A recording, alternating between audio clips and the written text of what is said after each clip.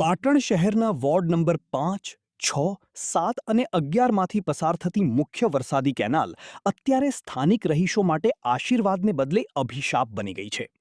પાટણ નગરપાલિકાના સત્તાધીશોની બેદરકારીને કારણે આ વરસાદી કેનાલમાં ભૂગર્ભ ગટરના ગંદા પાણી છોડવામાં આવતા હજારો લોકોનું સ્વાસ્થ્ય જોખમમાં મુકાયું છે.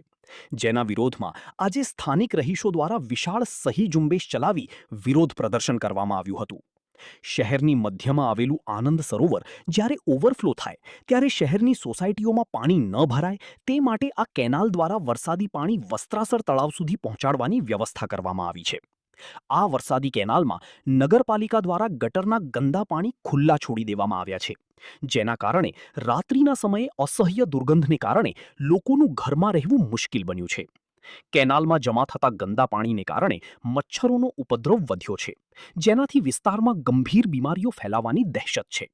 તો વારંવારની રજૂઆતો છતાં પાટણ નગરપાલિકાના ભાજપ શાસિત સત્તાધીશો દ્વારા કોઈ નક્કર પગલાં લેવામાં આવ્યા નથી.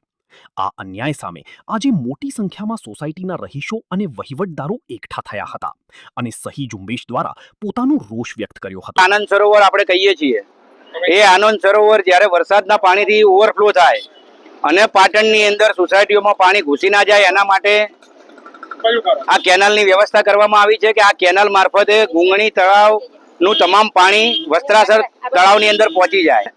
આ ભૂગર્ભના ગંદા પાણી પાટણ નગરપાલિકાના સત્તાધીશો દ્વારા ખુલ્લા છોડી દેવામાં આવ્યા છે, જે આપ પાછળ જોઈ શકો છો.